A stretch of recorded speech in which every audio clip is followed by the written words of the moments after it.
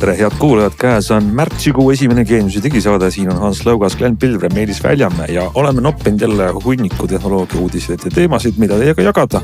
Räägime värskelt oma käega järele proovitud Samsungi uuest seadmeseeriast. Räägime võib-olla ühest nutikellast.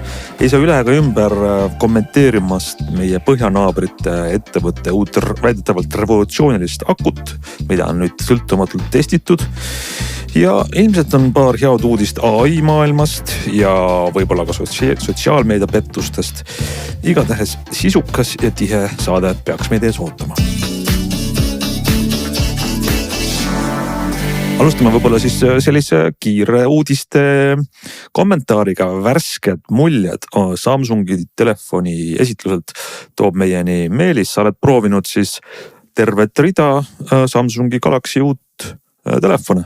Mis telefon seal reas üldse on siis? Tegelikult proovis ka Glen neid sama palju kui mina. Galaxy S26 Ultra, kas S26 Plus ja tavaline S26 väike, siis nagu Samsungi kombeks on kolme telefoni tavaliselt siin aasta algus esitlevad ja 3 telefoni ka seekord oli. Ultra on ilmselt nagu muidugi kõige populaarsem ja tegelikult Samsung esindajad ütlesid ka seal üritusel, et nemad näevad, et just Ultra müüb kõige rohkem, müüb järjest rohkem, ehk siis eelmine aasta müüs Ultra rohkem kui üle-eelmine aasta versus need teised mudelid ja sel aastal nad ennustavad, et see vahe saab olema veel suurem. Et selles mõttes on ilmselgelt see kõige kallim, kõige parem. Et kõik tahavad ikkagi parimat endale. Tahavad ikkagi parimat, jah. Ja tegelikult jällegi, et Samsungil on kombeks nagu igal aastal teha neid uuendusi järjest väiksemaks ja väiksemaks. Sel aastal on ka see uuendus on nagu paberil vähemalt päris väike, et siis kui me päriselt nagu testida ja proovida saame pikemalt, siis me saame öelda, kas tegelikult on seal nagu mingeid üllatusi ka, et on tegelikult ikkagi parem, kui me arvame, aga põhimõtteliselt on tegelikult Ultral ainult üks suuremat sorti riistvaraline uuendus ja see on tegelikult päris äge, et see on siis selline privaatsusekraan, mille saad sa sisse lülitada niimoodi, et kui keegi sul üle õla või külje pealt vaatab, siis ta ei näe, mida sa loed, ehk siis kui sa palju tegeled mingisuguste konfidentsiaalsete dokumentidega või ei taha lihtsalt keegi su sõnumeid loeks, siis tegelikult see töötab nagu päris hästi, et seda saab siis sisse lülitada kogu ekraanile, osaliselt äpi kaupa või ainult teavitustele, et ta peidab need teavitused ära või nad jäävad tumedaks, eks ole. Otse peale vaadates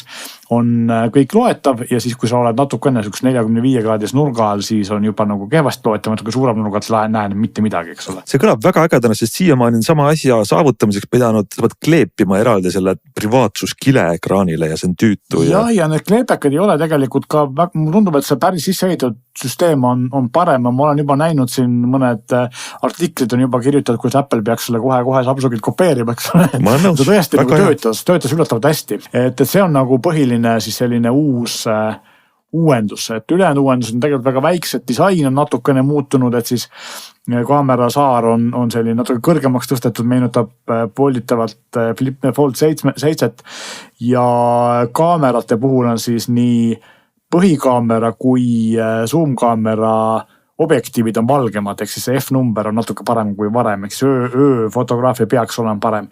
Kõik muu on praktiliselt sama, mis eelmisel aastal. Protsessor on uus muidugi, eks ole. Protsessor on kõige kangem Snapdragon, ehk siis Snapdragon 8 Elite Gen 5 on ta vist, kui ma mõndi beta, väga keeruline pikk nimi. Ehk siis kõige kangem protsessor, mis praegu Qualcommil pakkuda on ja sellest on loomulikult jällegi Samsungi jaoks tehtud natukene väledam eriversioon, kuigi see vahe ei ole suur. Ja sellest Ultrast põhimõtteliselt kõik muu on saamis eelmisel aasta.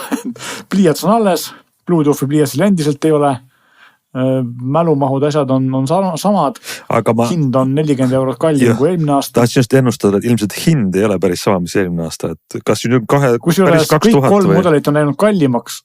Ja 1499 on kõige soodsama versiooni soodusega hind.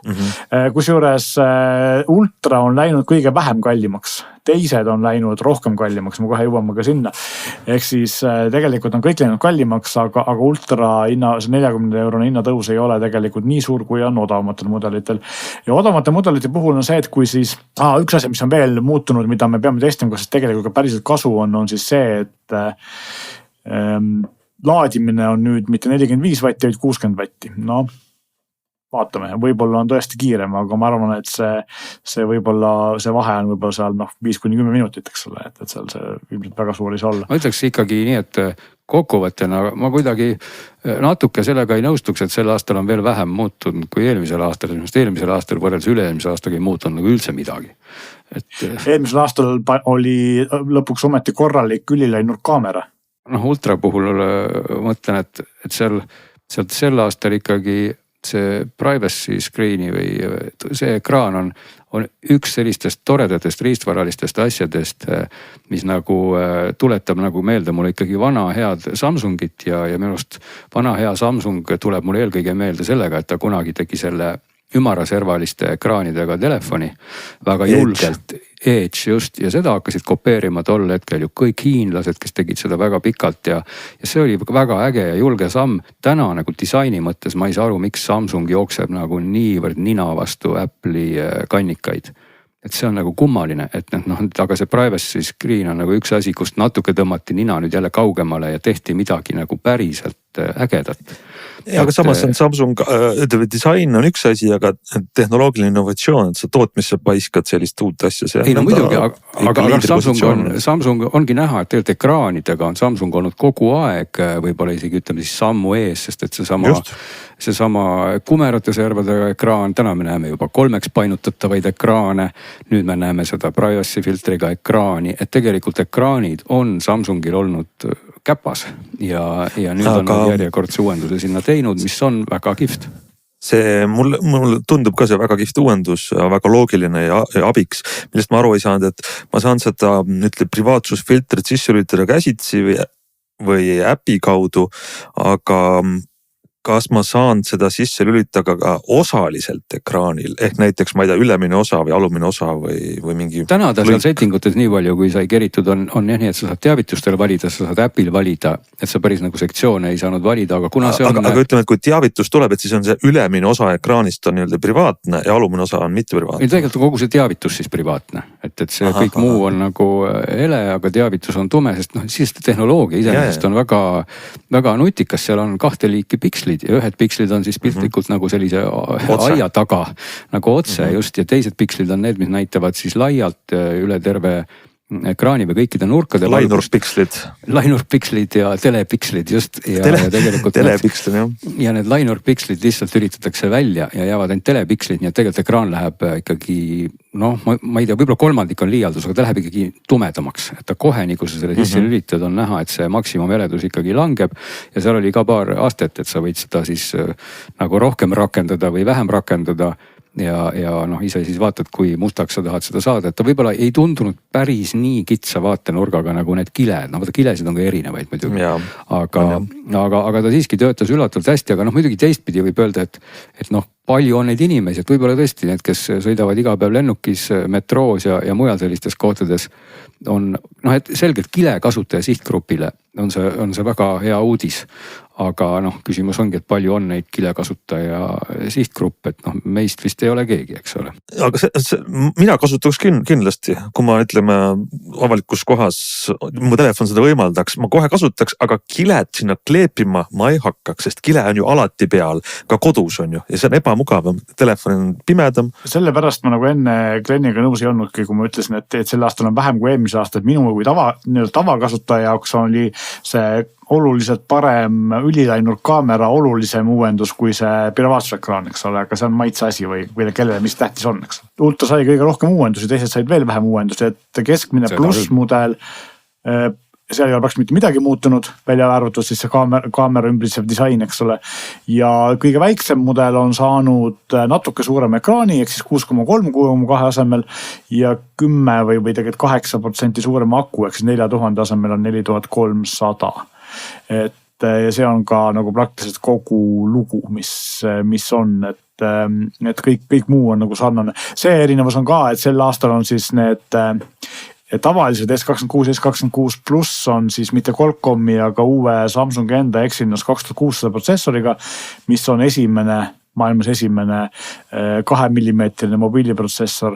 ja millest me tegelikult mitte midagi ei tea, sest Samsungil seal esitlusel ei olnud meile anda ühtegi jõudlusnumbrit, nii et me peame ise testima ja vaatama siis, kuidas see jõudlus on, et võib-olla nad isegi arvavad, et see on sama võimas kui see Qualcomm'i oma, aga eks me siis näe. Üks vahe on veel, et selle kõige väiksemal, ehk siis mis tegelikult, kui me räägime hindade kallimaks minemisest, siis enam ei ole kõige odavam variant 128 gigabaidi sisemäluga, vaid on 256, et Pixel on vist ainus suur tootja, kellel on veel 128 nagu see põhimälu kallimatel mudelitel, eks ole, siis Samsungil on nüüd kõik mudelid algavad 256, mis on muidugi tänapäeval väga oluline, eriti kui sa maksad 1000 eurot telefoni eest, aga see kohe mõjutas ka hinda. Maksimum oli selles mõttes, see 2000 euro piir on siis 1 terabaidina ikkagi, 1 terabait on maksimum, sellest suurem. 1 terabaiti minu teada, ma võin küll eksida, aga minu teada 1 terabaiti ultrat siis ei müü operaatorid ega poed, vaid see minu teada on Samsungi e-kanalite eksklusiiv, ehk siis Samsungi e-poest saab seda osta. Aga ma võin selles eksida, lihtsalt varem see minu teada nii oli ja minust on praegu nii, aga jah, 1 terabait on siis maksimaalne mälu ja 1 terabaidis on minust ka 16 giga rammi, teistel on 12, võin ka sellega praegu eksida, aga nii on, siis mul ei ole need andmed siin ees. Mida veel öelda, et disaini kohta jällegi, et teeme nii nagu Apple teeb, titaani asemel alumiinium. No ilmselt sellepärast ongi telefon läinud mõne grammi kergemaks, aga teoreetiliselt on pehmem.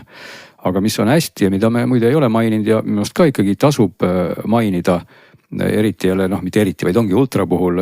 Esimest korda on siis selline riistvaraline seade, mis toetab seda Samsungi konkurent koodekit Apple ProResile ehk APV, Advanced Professional Video, mis on samuti intraframe koodek, et see tähendab seda, et ei pakita siis videovoogu, vaid igat pilti, et see on siis töötudes üsna süke lihtsalt käideldav, sa ei pea neid kaadri või voogu eraldi taastama, lahti pakkima. Ja see on ikkagi tõsine nagu konkurent nüüd iPhone'ile, kellega siis profivideot või millega sai profivideot teha just nimelt ProResiga, siis Ultraga saab nüüd täpselt samamoodi, täpselt samalaadse koodekiga ja see on ka Android 16-le. See on siis süsteemi poolt toetatud koodek, mis on küll Samsungi arendatud. Mahud on umbes seal sellised, et 4K video minut on umbes 6 gigabaiti, ta on üsna mahukas, toetab kuni 8K-d ja 120 kaadri sagedust FPS-i. Ja teine, kolmas ja neljas äge asi on seikluskaameratelt tulnud niinimetatud Super Steady, mis siis koos horisontaalse lukuga või Super Steady on olnud kogu aeg, mis hoiab siis selle käevärina suhtes kaamerat võimalikult paigal.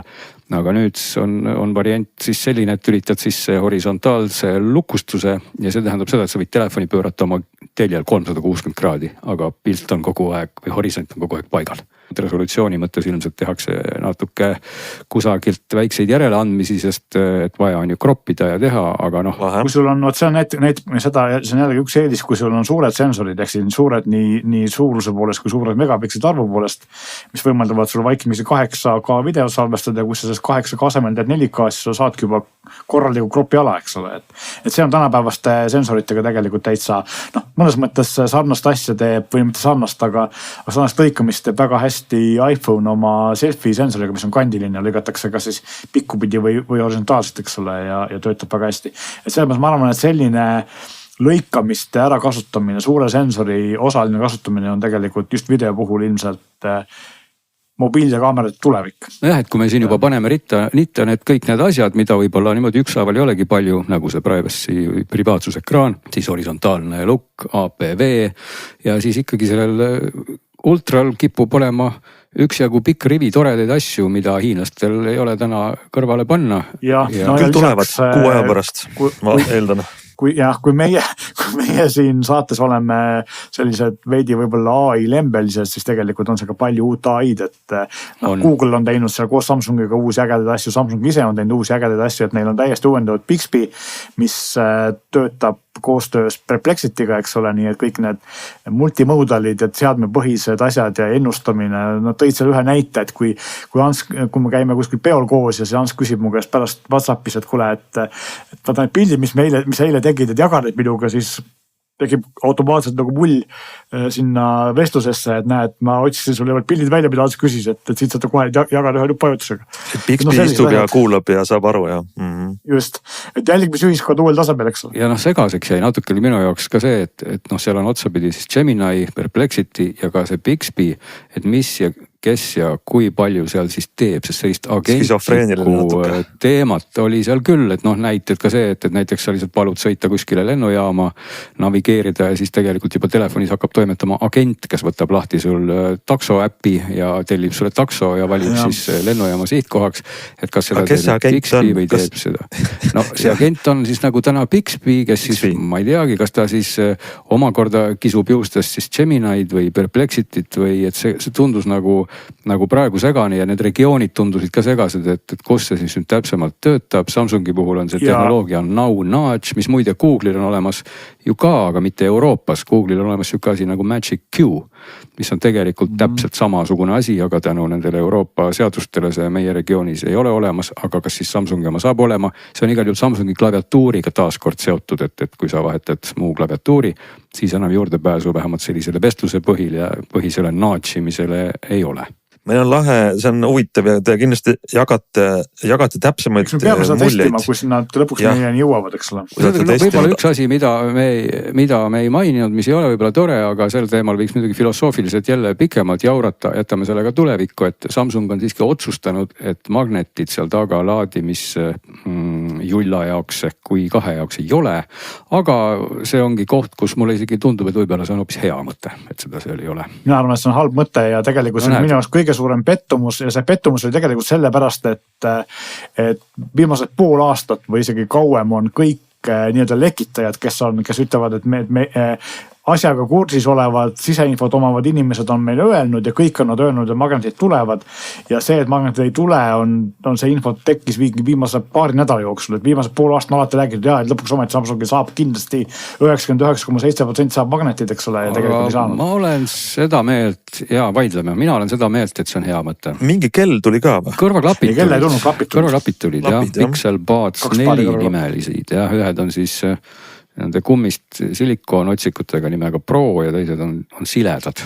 Mõlemad on siis numbriga 4. Ja klappidel on lihtsalt, kõik on parem, eks ole, heli on parem, mürasummutus on parem, aku kestab sama kaua, karp on parem, eks karp meenutab nüüd mitte enam AirPodsi karpi, vaid meenutab siis vanakooli vanemate eelmiste Samsungi klappide karpi, et ta on horisontaalne ja teda on, sinna klappe palju mugavam välja võtta tagasi panna, kui eelmisel mudelil oli. Et klappe ilmselt saab ka varsti proovida, siis me saame pikemalt neist rääkida praegu võib-olla. Klappidel reklaamiti seda omadust, kus sa saad siis noogutada ja pead raputada, aga minu arust see on ka mingisugustel konkurentidel olemas, võib-olla ma eksin. See on olemas mitmel konkurendil jah, et Huawei'l ja kellelgi veel. Mulle meeldis noogutamise ja pearaputamise asemel eelmine aasta üks asi, mis siia uutele ka alles on see, et ma saan öelda talle kui inglise keeles, et next track ja previous track ja play ja pause ehk ühesõnaga, kui mu käed on kinni, ma ei tea, ma pesen nõusid või teen midagi ja siis tahan lugu vahetada või heli tugevasti juurde panna, siis seda sai ka jah, Pixel Budsidega teha niivõrd. Ja Samsungi klapid on see, et ta on siis nii-öelda hardware, et ta töötab kõigi seadmetega, et sul ei pea telefoni juhis neid või ta saab klapid ise, kui saavad sellest aru. Põnev on ja kindlasti kuulame siis teie muljed ka järgmistes saates, kui on kogemusi juba rohkem. Tõmbame Samsungi rubriigile joone alla, aga meil on siin veel mõned asjad olnud testis omaenda vähemalt esmamuljet kogutud ja ma saan aru, et täna võiks neid muljeid jagada pigem Meelis, kes on käinud ühe kellaga ringi. Käisin jah, käin siiamaani natuke sellega ringest, ma ei ole seda testi veel lõpuni valmis kirjutanud enne kui ma selle kella tagasi annan. Mis kell see on? See on Huawei Watch GT6 ja kuna Huawei teeb seda GT-seeria kellasid kahes suuruses, üks on selline nagu ma ütlen nurgelisem kuuskant või nurgaliste kujuga selline huvitav ja maskuliinne suur ja teine on siis selline pisike ümar ja sobib väiksemale randmele või naistele, aga mitte ainult naistele, et kõigile, kellel on väiksem ranne, eks ole, siis minul oli see suurem versioon ja selles mõttes Huawei on alati olnud just selle hinnaklassi kellade poolest nagu väga tugev, et selline 200 euro kanti jääb kell ja kõik asjad, mis tal on nagu Huawei kelladel ikka, et selles mõttes väga ilus näeb välja, ilmselt just ilusamaid kellast üldse Huawei kellade nagu disain on alati olnud tipptasemel, et nad näevad välja ikka peaaegu nagu analoog kell, eks ole, või selline hästi kvaliteetne, isegi 200 eurose hinna juures. ekraan on natuke suuremaks läinud kui varem, sensorid on head, loomulikult on kõik see une jälgimine ja spordirežiimid, ma arvan, et selle raha eest on keeruline leida sama hea disainiga ja sama heade spordiomadustega kella, sest kõik klassikalised nutikellad on reeglina hästi kehvad, vähemalt Androidile mõeldud nutikellad on hästi kehvade spordiomadustega. Hiinlaste Amazfit on tegelikult sama hea või isegi võib-olla paremate spordiomadustega, aga kindlasti ei näe nii ilus välja. Ja Garminid, Suuntod ja kõik muud nii-öelda head spordikellad lihtsalt maksavad oluliselt rohkem, eks ole, et selles mõttes. Ja aku muidugi ka, et selle kella, ütleme selle raha eest sa ei saa ühele konkurendile kesta aku nii kaua, et ütlevad, et 21 päeva, kui sul on Always On ekraan väljas, mina ei suudnudki lõpuks mõõta, kui palju ma sain sellega Always On ekraan sees, sest ma niimoodi kasutasin ja see aku ei saanudki nagu tühjaks, ma arvan, ma sain mingi 2 nädalat sellega, 1,5 kindlasti, niimoodi mul oli Always On ekraan kogu aeg sees. Et selles mõttes aku kestvus oli ikkagi nagu müstiliselt hea, et see meenutas mulle mind väga kallid Garmini kellasid, mis nagu tõesti kestis väga kaua. Üks asi, mis veel, mida võib positiivse koha pealt öelda ja Huawei kella nagu disaini kohta on see, et kuigi see kell on suur ja üsna raske, siis ta randmel jätab mulje nagu ta oleks väiksem ja kergem, et ta nagu istub üli hästi käe peal. Et see on ka nagu asi, et kui ma võtan selle OnePlusi kella, mis mulle tegelikult muidu meeldivad, eks ole nutikellad, siis seal on ikkagi see, et sa tunned selle kella kaalu, ta ei ole nagu nii mugavaks disainitud. Ja muidugi GPS on täpne ja kõik need asjad on, spordiomadused on väga head, kõik neid spordiasju saad nagu ümber tõsta, omale kohandada, kui sa lähed jooksma ja rattaga sõitma. Et kõik see on nagu väga hea, erinevaid spordirežiime on tohutus koguses. Üks asi, mis mulle ei meeldinud spordirežiimide puhul, mis oli üllatav, mida ma ei ole nagu ühelgi konkurendil, vähemalt sellist tõsiseltvõetaval konkurendil näinud, on see, et autopausi ei ole, ehk siis kui sa jääd, ma ei tea, valgusfoori taha rattaga või joostes seisma, siis ei pane seda aega pausile, et see on asi, mida ma ei ole ühelegi nagu teisel nagu spordikellaks mõeldud kellal näinud, et selline asi puuduks. Ja iseenesest kõik muu on nagu tore, aga tarkvara muidugi nagu selline ühtepidi nagu väga mõistlik, sest et kõik on väga sujuv ja kõik on väga ilus, aga kuna tegemist on nii-öelda sportliku nutikellaga, kes nutikuse osa on ikkagi nagu, kuna tegemist on nagu Hiina tootjaga, siis kohati jätab soovi. Esiteks on see, et siis äppide valik on hästi väike. Mulle tundub, et see äppide valik on väiksem, kui ta oli varem. Ma ei tea, millega seotud on võib-olla see, et nad on uuel Harmonias uus platvormil, et võib-olla selle jaoks ei ole tehtud piisavalt palju äppe. Teine asi, mis oli seal nagu halb on see, et kellel on küll NFC ja teoreetiliselt viipemaksude tugi, aga Euroopas ei ole ühtegi nagu panka ja äppi, kes viipemaksusid toetaks, ainult Hiinas või muudes riikides töötab.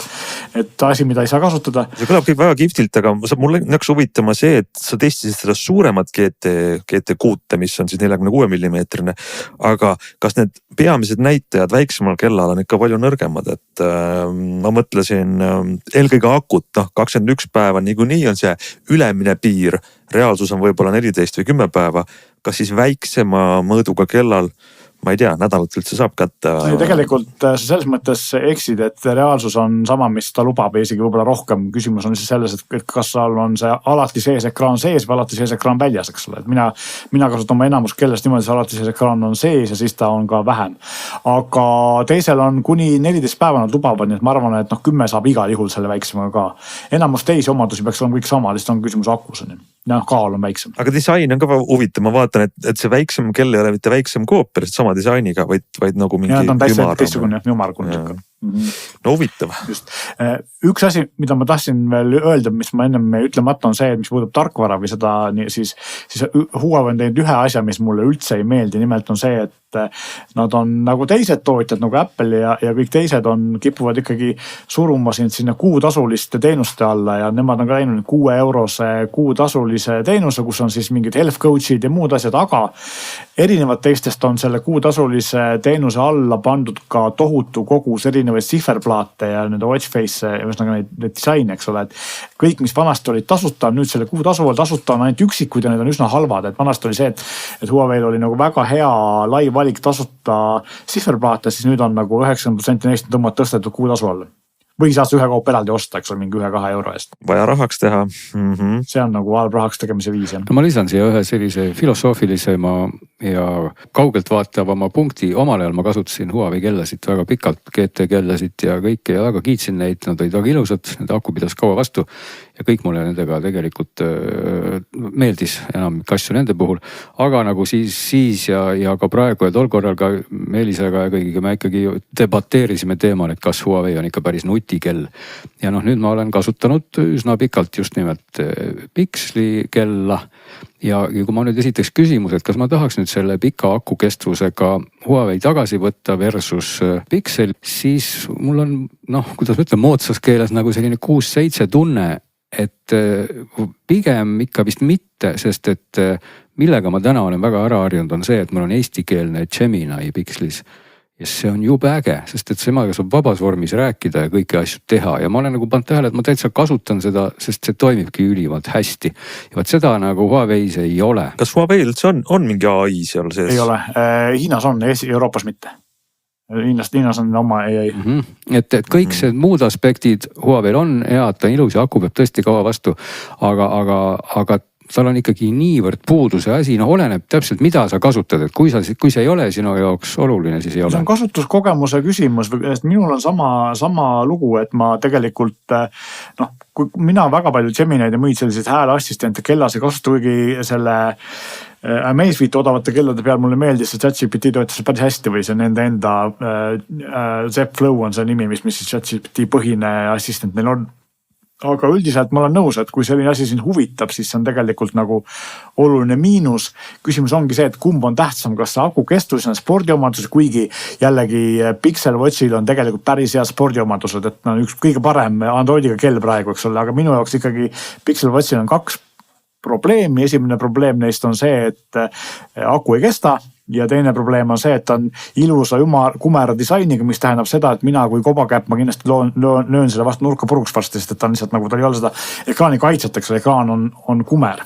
Aga see on nagu puhtalt nagu maitse asi, eks ole, aga Pixel Watch on väga hea kell. Ma lisaks võib-olla siia Pixel Watchi, kas nüüd kaitseks, aga nende erinevusi, mida veel rõhutada on see, et Pixeli kell on tõesti erakordselt mitte selline, kuidas ma ütlen, mitte elegantne, vaid pigem hästi pisikene, minimalistlik, kerge ja väike, mis on mõnes mõttes hea, näiteks kui sa juhtumisi oled siuke kellaga magaja.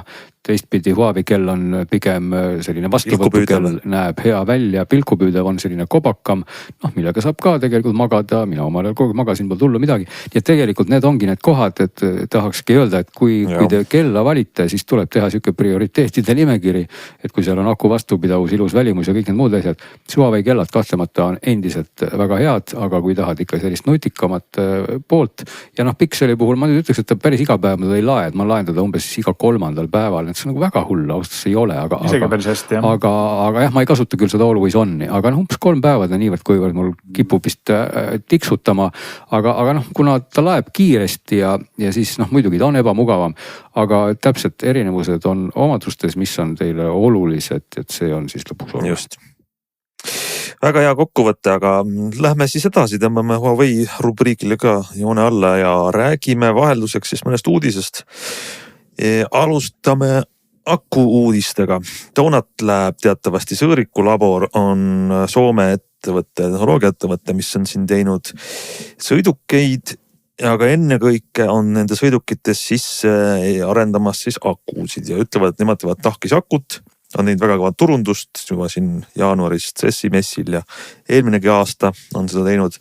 Ja väga kõvad väited, et nende uus tahkisakul on täiesti revolutsiooniline. Aga ärme nüüd räägi üle nendest Donut Labi väidetest, vaid räägime pigem sellest, et nad andsid oma aku mõõtmisesse ühe sõltumatu mõõtmiskeskuse kätte. Tegu on siis, mis see eesti keeles võiks öelda, VTT on Soome tehniline mõõtmiskeskus, mis võtab, viib läbi sellist teaduslikult kontrollitud keskkonnast testid ja siis ütleb, mis teada sai. Ja huvitav on, mida nad selle Donut Labi tahkisaku testiga teada said.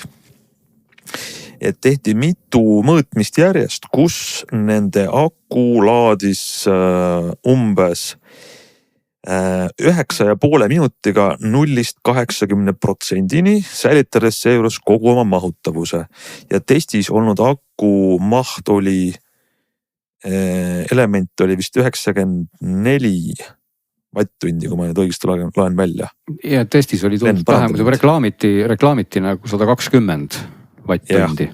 Just, mõõtmisel 94. Aga see mõõdeti sisuliselt alla 10 minutiga, laeti see siis 0-80%-ni ja ilma, et oleks mahutavust kaotanud. Ja siis tehti veel test, kus aku natuke mahutavusest kaotas, 99% alles ja siis oli laadimise kiirus 0-80-ni 4,5 minutit. Jah, no siis oli see, ütleme, teistes terminites oli see siis 11C, need C tähendavad, C võrdub nagu tunniga, et kui me räägime siis millestki, mis on 1C, siis laetakse täpselt 1 tund akut, aga kui me räägime, et oli 11, siis laetakse 11 korda tund vähem, tähendab tund jagatud 11-ga, ehk et jagatakse või laetakse väga kiiresti, aga selle ekstreemselt kiire laadimise puhul ikkagi aku kippus minema ka ekstreemselt kuumaks. Nad küll vaatasid seal mingisugune jahutusplaatidega oli mingisugune kergem error, aga aku saavutas ikka peaaegu 90 kraadi ja ka paisus, et seal nagu tundus niimoodi küljelt vaadates, et see aku käitus ikka väga-väga sarnaselt ühele tavalisele, nimetame siis nii liitiumit sisaldavale akule, mis kasutab elektrolüüti, mis siis teatavasti sellise kuumusega kipub seal juba hakkama otsapidi kas pulbitsema või midagi tegema ja just nimelt niimoodi pehmelt paisuma.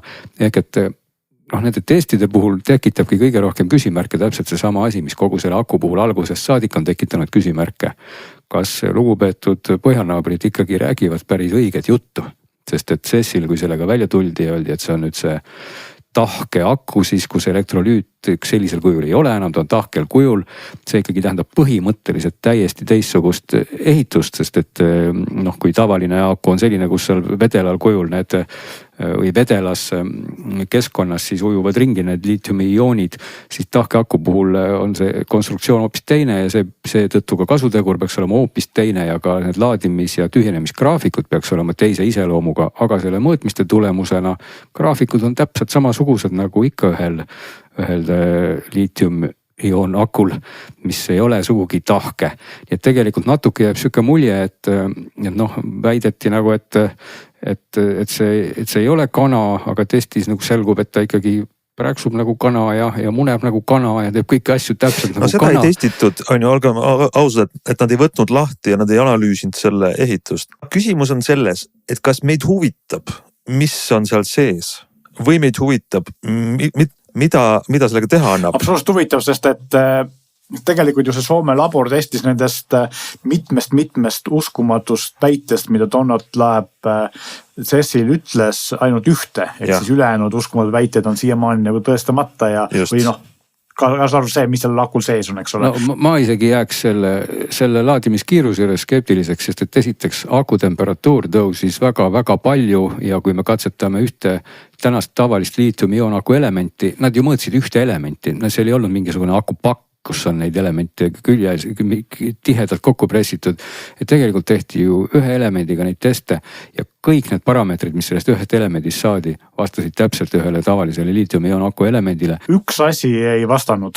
Üks asi oli see, et ma vaatasin eile paari videot ja siis mõlemad eksperdid, kes neid videosid tegid, ütlesid, et üks asi, mis neid nagu üllatas, oli see, et kui üldiselt, et see aku läks, nagu sa ütlesid, üsna kuumaks, kui väga kiiresti laadida, eks ole. Ja üldiselt liitiumakude puhul on see, et kui temperatuur läheb nii kõrgeks, siis laadimiskiirus kukub nagu kivi. Aga seal oli vastupidi, et see tundus, et sellele keemiale meeldib olla kuumalt laadida, ühesõnaga, et ta laadis kiiremini siis, kui ta oli kuum ja see on asi, mida enamus liitiumakusid ei tee.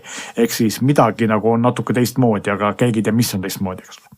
Või see oli anomaalia. Pigem ikkagi jääbki lõpuks küsimus, et kas ta on see samm, et kas ta on väidetavalt just see tahke aku, mida ta ilmselgelt ikkagi tundub, et ei ole, aga ta võib ka olla mingi pooltahke või mis iganes, et selles mõttes ei saa öelda, et keegi laus valetab. Et see tegelikult, ma tahaks öelda, et meid ei peaks huvitama see. Meid ei huvita, kas see on tahke vedel või pooltahke, vaid tahke, kas nad suudavad luua aku, mis näiteks 20% või 50% kiirendab laadimisiga.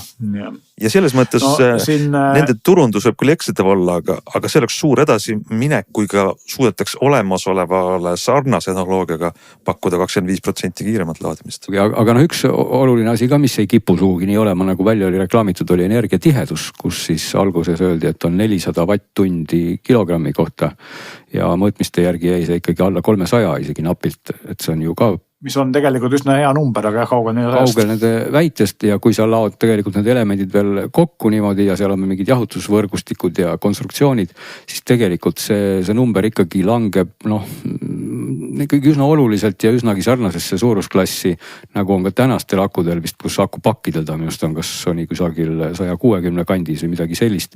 Nii et tegelikult sellise päris õige tahkisaku puhul peaks need numbrid ikkagi olema teised.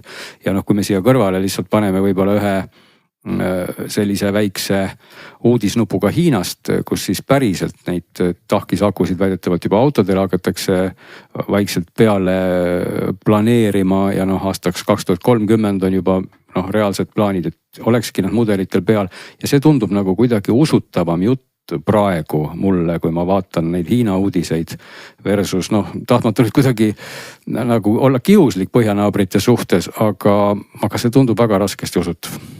Ja mina ütlen ka lõpetuseks, et Donut Lab ei ole pankrotis. Juba esimene hea märk, ta on esimese sõltumatu mõõtmise teine hea märk. Ehk siis, et võime neid maha kanda küll, et nad on liiga kõva turunduse teinud, aga otlas ma tahan öelda seda, et ei maksa kohe nii-öelda arvata, et meie siin Euroopas ei suuda ju mitte midagi. Sest et kui me nii arvame, siis ei tulegi ühtegi pauku. Kindlasti mitte, ei taha suugi nüüd neile nagu vett peale tõmmata niimoodi lihtsalt sellepärast, et mõnus on tõmmata peale, aga lihtsalt praegu kahjuks kuidagi tundub, et see turunduslik poole suunas on see väide kõvasti kaldu ja nagu oli ka juttu, et neil on vähe töötajaid, innovatsioon, kõik. Ja tegelikult nad on praegu väga-väga huvitatud sellest tähelepanust ja oleks ilmselt väga huvitatud investeeringutest ja väga huvitatud sellest, et saaks jõuõlga alla. Ja kusjuures selles mõttes ongi, et mina ka ühes nendes videotes oligi see väide, et kõik nagu lõhnab kergelt selle järgi, et nende kontrollitud tulemuste asjadega üritatakse ikkagi näidata, et me oleme ägedad ja me oleme elus ja üritaks nagu järgmist seed investment roundi saadaks, et raha hankimise teema on seal, et investoritel on võimalik vaja näidata, et me tegelikult nagu päriselt meie väidetel on mingisugune tõepõhi all. Aga jah, mind teeb ka kurvaks, kui see ei peaks mitte tõeks osutuma, sest esiteks äge oleks, kui lõpuks keegi teeks nagu väärselt hea aku, eks ole. Teiseks oleks juppe hea, kui see oleks siin lähedal või osaliselt isegi nagu Eestimaal tegutsevad firmad puhul ja mind tegi näiteks väga kurvaks see, kui teine suurem ja nagu suure potentsiaaliga Skandinaavia akutootja Northvolt pankrotti läks, eks ole, või ära lõpetas, neil oli ju ka ju ikkagi Scania ja Volvo ja kelle iganes investeeringud, et neil oli seal nagu päris palju sellist potentsiaali, aga nad ei suutnud seda potentsiaali teostada. Aga võtame siia otsa järgmise uudise, mis on mõnes mõttes nagu samas kategooriast, et nagu varane pääsukene näitab, mis võiks juhtuma hakata, kuigi praegu on veel toores. AI mudelid. Ja räägime sellisest, teenus on selle nimi ChatJimmy.ai ehk siis nagu jutu Jimmy, mitte ChatGPT, aga ChatJimmy, kus esmapilgul vaatab vastu selline tavaline nagu tuttav juba jutu roboti kasutajaliides, saad talle küsimusi küsitada ja ta vastab sulle. Aga kes iganes seda proovib midagi küsida, siis märkab, et ChatJimmy, see Jimmy vastab nagu pöörase kiirusega. See enamjaolt läheb alla sekundi selleks, et tuleb teilt tohutu ports teksti välja, mitte ta ei mõtle sõna haaval seda ilmu. Ja see on siis näide selle kohta, selle taga on ettevõtted huvitava nimega Talas, mis on põhimõtteliselt võtnud ühe siis selle AI keelemudeli ja selle valanud põhimõtteliselt siis riistvaraks, ehk teinud siis spetsiaalse kiibi, mille sees, mis on tehtud spetsiaalselt sellele mudelile. Ja tulemuseks on see, kuna see ei ole mitte tarkvara, vaid see on riistvara, siis see on meeletult kiire.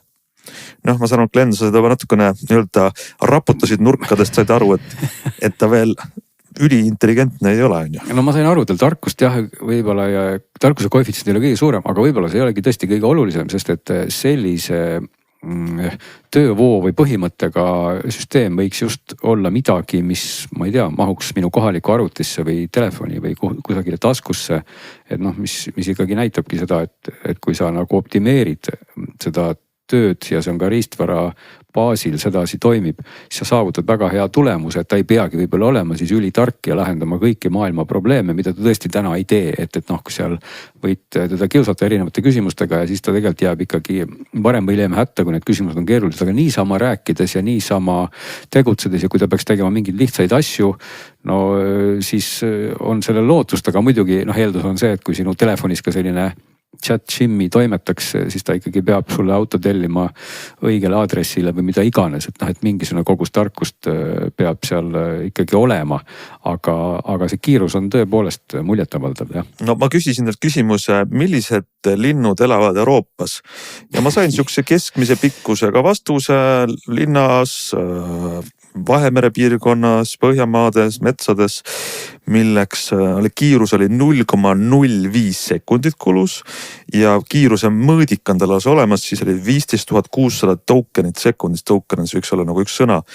Ja mis ongi nagu võrdluskoht, et üks selline keskmine näitaja taalase selle kiibil on, et tuleb keskmiselt 17 000 tokenit sekundis kasutaja kohta võrreldes Nvidia siis number 1 kiibitootja nende AI kiipidega H200, mis toodavad 230, et võrdlega 230 või 17 000. Et see on meeletu kiirus ja minu arust sa, Glen, ütlesid hästi, et noh, et see juba nagu natukene paotab meile seda tulevikku. Et mõtle, kui selline AI mudel annab talle väga spetsiifilise töö. Ma ei tea, et ta ei tegele kõigi maailma vastustega ei tegele, vaid ütleme, et ta on piloodi abi lennukis või bussijuhi abi või reisisaatja või töötab sul liftina, kes räägib kõigi inimestega, kes tuleb ja läheb. No sa tahad olla mingi hästi piiritletud keskkond, kus ta teab kõik oma ülesanded üli hästi ja siis ta suudab sind olla intelligentse abilisena 0,0 koha sekundiga anda sulle häid nagu soovitusi, vastusi, nõu. See on ikkagi nagu ulmefilm. On ja noh, muidugi see nüüd ei puuduta enam otseselt selle mudeli suurt tulevikku, aga kuna ma kiusasin seda ka natuke eesti keeles, siis lihtsalt paar aspekti olid väga naljakad, mis näitavadki seda, et kui mudel, kes ilmselt ei ole treenitud väga palju eesti keele peal, noh, kuidas ta paneb neid sõnu kokku ja see vestlus läheb väga lõbusaks, et noh, ma ütlesin talle lihtsalt hommik hüüumärgiga, mille peale ta vastas mulle ka väga reipalt hommik oni ja siis pani ka sulgudesse, et that's a friendly good morning in Estonian ja how can I assist you today, mis oli kõik väga tore, et noh, viisakus oleks olnud siis ka minu poolt minna nüüd üle inglise keelele, aga ma olin kiuslik eestlane ja küsisin ta käest hoopis, et mis asi on oni, mille peale ta arvas, et oni on kõrgelgus.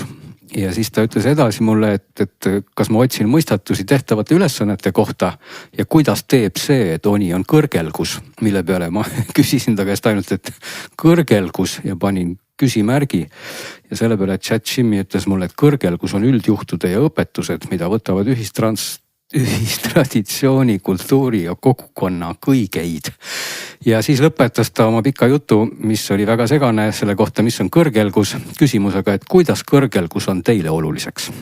Nii et no see kõlab nii nagu inimene, kes üritab ristpeaga kruvikeerajaga siis tavalist kruvi sisse keerata, et see ei ole mõeldud selle jaoks. See ei ole selge mõelda, aga see oli väga lõbus, nii et see lihtsalt, see ei tähenda kuidagi pidi, et chat Jimmy oleks kuidagi pidi halb, aga see nagu näitab, et treening andmed on ebapiisavad. Siis sa saad tegelikult nii jaburaid tulemusi, et noh, ilmselt keelemudelite treenijad näevadki neid jaburaid tulemusi seal kusagil treeningfaaside keskel ja see ongi see koht, kus noh, pusletükid veel ei kliki, aga. No jah, ütleme, et kui sinna võtta see näide, sellest Aalase selle ettevõtte siis nagu missiooniks on, et igaüks toob oma mudeli, nad teevad sellele vastava kiibi, mis on ülikiire. Noh, mõtle, teed näiteks eesti keele grammatika mudeli, mis on eesti keeles nagu ülitäpne ja siis ta annab sulle nagu alati nagu perfektse grammatikaga aitab sul vastata näiteks. Kuigi ta võib-olla lindudest ja inglise keelest ei tea siis midagi ja räägib sulle kõrgelgustest. Kõrgelgustest ja onidest, just nimelt. Proovige järgi chatjimmy.ai. Kuule, aga räägime veel ühest AI uudisest, nimelt siis Sony korporatsioon on teinud ka natukene teadusarendustööd ja leiutanud tehnoloogia, kuidas nii-öelda leida see salajane muster muusikast, kust muusika pärineb. mis on püha graal võib-olla siis sellele AI genereeritud muusika ajastul, kus on raske öelda, et mis oli inspiratsiooniks või millise originaalmuusika peal treeningandmete põhjal on AI muusika tehtud. Kas Sony nüüd oskab seda siis tuvastada? Sony nüüd väidab, et ta oskab seda tuvastada ja mitte ainult siis isegi muusika puhul, vaid ka teiste genereeritud AI liikide puhul, et näha siis milliseid treeningandmeid on peamiselt kasutatud, et luua selline tulemus. Noh, et kui te küsite mingit pilti, mis on näiteks mingi kunstniku stiilis, siis pärast on võimalik öelda, aga palun 43% on see kunstnik olnud seal mõjutatud ja siis oleks selle kunstnikul õigus saada raha. Ja täpselt samamoodi nagu muusika kohta. Aga see tundub nagu erakordselt libe tee. Kõlab mustkunst, jah. Aga võib-olla juristid usuvad, et see on nagu... Ja no mida peaks mainima, et see ühtepidi tundub väga üllas idee, et nüüd on siis selge, kui palju on keegi suuremates või väiksemates jutumärkides inspireerinud kedagi teist. Aga teistpidi ka on see väga libe tee, sest kuhu me tõmbame selle piiri, kust maalt lõpeb inspiratsioon ja kust maalt algab siis plagiatirism või mis see sõna on, kust poolt algab plagiaat või kust maalt algab kopeerimine. Sest tegelikult AI-ks ja need treeningandmed muidugi, sealt võib-olla siis tõmmata näpuga või joonega või mingi muu seadmega järge, et näed, nii palju oli Beatlesid sinu loos, nii palju oli Metallicat, nii palju oli veel kedagi, aga täpselt sama saaks ju tõmmata ka päris inimeste ja päris muusika kohta või noh, inimeste loodud muusika kohta, sest et kõik muusika, mis on tehtud, on inspireeritud ju vähem või rohkem kellegi teise poolt. Aga selle jutuga ei taha nüüd ka kuidagi öelda, et mulle tunduks, et see idee võib-olla nagu lõpuni jabur, et iseenesest mulle tegelikult sellise süsteemina võib-olla meeldiski see, kui kuskil on selline piir paika pandud, et näed, kui minu lugu on ikkagi, ma ei tea, 64% kellegi teise lugu, siis ma ei saa nüüd öelda, et see on minu lugu, et see võib-olla kehtib ka tavalise muusika puhul või noh, ma kasutan siin väljendit tavaline muusika, siis just senise inimeste poolt kirjutatud muusika puhul, et me näeme tegelikult väga-väga tihti, kuidas võetakse vähem ja rohkem vanu teoseid ja võetaksegi sealt täiesti ülbelt motiive ja need pannakse väheke teise kastmesse ja serveeritakse jälle täiesti uue loona ja öeldaksegi, et palun väga, mina tegin. Ja noh, tänane selline autoriõiguse seadus, seal on ju mingid nootide järgnevused, ma ei tea, mis iganes seal mingi 5 või 7 nooti, mis pidid olema samasugused või et see on kõik selline püüa tuult väljal, et võib-olla sa teedki põhimõtteliselt täpselt samasuguse nii-öelda harmoonia käiguga või täpselt samasuguse soundi või kõlaga loo ja ütled, et näed, need noodid ei olnud järjestikku, see on minu originaallooming, et siis taoline Sony algoritm saaks väga kergesti öelda, et palun väga, tegelikult see looming hoopis baseerub väga-väga suurel osal hoopis sellele loomingule.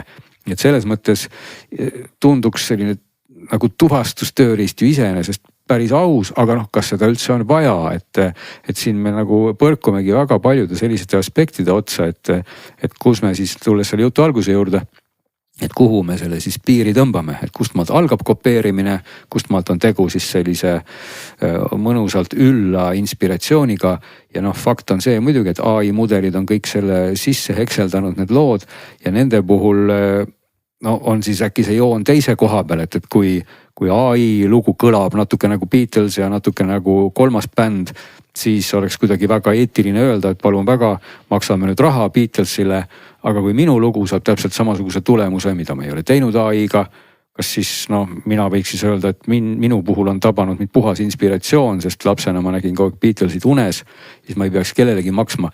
Nüüd siin on tegelikult aspekte ausalt öeldes palju ja väga raske on isegi nüüd anda hinnangut sellest küljest, et on see idee siis nüüd nagu hea või halb, aga igal juhul Sony on sellise toreda kavala mõttega nüüd välja tulnud ja nagu ma aru saan, ka mingi tööriista valmis teinud, nii et siis selline võimalus hakkab nüüd olema, et siis vaadata, kui palju on erinevad muusikapalad inspireerinud erinevaid muusikapalu ja me vähemalt kõik saame siis teada, mida me peaksime kuulama, kui me kuulame ühte, teist või kolmandat lugu ja see puudutab siis nii inimesi kui AI-d. Ja riskantne värk. Jõuame lõppu veel mainida ühe kuulaja kirja ära, mis on võib-olla teile, kes huvitavad, lugege kodus pikemalt edasi, aga see on hästi selline erakordne lugu, mille saatis meile meie kuulaja Martin Norrast ja väga kõnetab ka meie Eesti tegelikult eluolu, sellepärast et me tihti näeme Facebookis pettuse või investeerimiskelmuse reklaame, mida reklaamitakse võltsitud kuulsuste piltidega. Ja Johan Golden on siis üks Norra koomik, kuulus prominent, kelle näoga need petureklaamid läbisid Norras. Ja tema, lühidalt öeldes võttis ette siis sellise odusseia, et Facebooki sundida lõpuks tema näoga võltsreklaami eemaldama. Ja see viis teda sellise, ütleme, pika teekonnani välja, et Facebook põhimõtteliselt ei taha liigutada mitte lillegi selleks, et need võltsreklaami maha võtta, kuigi inimene, antud juhul see Johan Golden ütleb, et minu nägu on seal valesti kasutatud, eemaldage. Ja Facebook ei reageeri.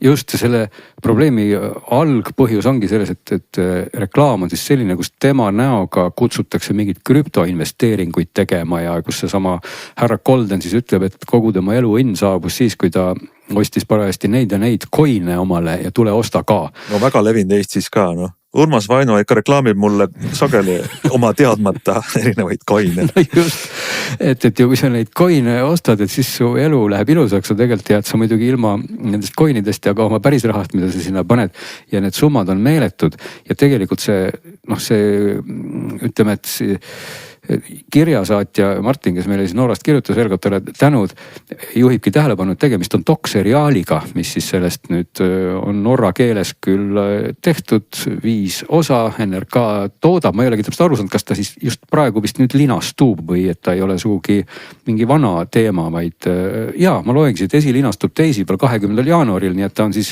6 aega tagasi on siis mingisugused osad sellest juba olnud, mida me kahjuks ei ole küll näinud, sest ka meie norra keele oskus on võib-olla väheke puudulik, aga see põhimõtteliselt kajastab siis seda, kuidas härra Golden lõpuks jõuab ikkagi välja metasse ja üritab ka isiklikult siis Mark Zuckerbergi käest küsida, et mis toimub ja et kas ta saab vastuse sellele küsimusele ja kõike seda see seriaal peaks käsitlema. Ja need numbrid muide palju siis väidab siin Reuters selle artikli väitel, et numbrid palju Meta teenib taoliste reklaamidega on $16 miljardit aastas. See tundub nagu täiesti hoomamatu number. Et see on siis see, et Meta ei teeni seda raha siis nagu niipidi, et kuidagi läheb raha petturlikult Metale, vaid lihtsalt need reklaamiostjad lihtsalt maksavad reklaamide eest raha ja need reklaamid on lihtsalt niivõrd tulusad Metale ja sealt me jõuame natuke ka välja selleni, miks mina siiamaani näen oma Google'i feed'is kogu aeg imepäraste prillide reklaame. Ja ilmselgelt siis sellepärast, et nii paljud inimesed neid prille sealt siis kas klõpsavad, ostavad või vaatavad ja nagu näha ka Google'i support ei taha neid kuidagi ära kustutada, võib-olla ma peaks ka hakkama doc-seriaali hoopis sellest tegema, sest teistpidi voolabki taolistest, ütleme otse välja skämmidest meeletu raha nende samade firmade taskusse, aga selle raha eest nad jälle arendavad siis ilusamaid teenuseid, aga kurb ongi, et mingisugused inimesed jäävad ka selle käigus rahast ilma ja teised inimesed siis täiesti ebalegaalselt selle raha endale saavad. Seal taga on tohutud summad just ja see on probleem, et Meta eelmise aasta 2025 majandusaasta kogu käive oli vist ligi, ma vaatasin 200 miljardit ja kui Reuters ütleb, et 16 miljardit on need petuskeemid, kui palju veel sellest, aga ma kardan, et selles asi ei peatu, et seal võib olla, kui palju veel on Meta käibest selline heal juhul kahtlane ja halval juhul kriminaalne. See võib olla meeletu. Ja see nagu näha, see ei puuduta ka ainult Metat, eks ole, täpselt samamoodi on see Google ja ilmselt kõik korporatsioonid, kes vähegi reklaamimudelindundusega tegelevad, on selle sama reha otsas, et küsimus ongi, et kas astuda selle reha peale niimoodi vaikselt, et see sul vastu pead ei läheks või siis vähekene tugevamalt, aga fakt on see, et sest rehast nagu päris mööda ei saa ka astuda, sest need summad on ju niivõrd suured ja see ongi see koht, kus siis Meta ka ilmselt proovib kuidagi nagu laveerida sealt kõrvale, aga tegelikult tuleks ikkagi ju visata kõik sellised jutumärkides nimetatud tegelased, siis olgu siis see Norra kuulsus või meie kuulsused, keda siis sealt kehastatakse, sealt ju jõuliselt välja. Nii et selles mõttes väga tore algatus, et Norra riik on sellise omavahel pannud seljad kokku ja vähemalt sellise seriaali ette võtnud. Selge pilt, mõelge selle üle järgi, käituge internetis turvaliselt, avastage uusi asju, tundke huvi, jagage meiega oma muljeid ja kuulake meid jälle 1 nädala pärast, sest tänaseks me lõpetame, nägemist.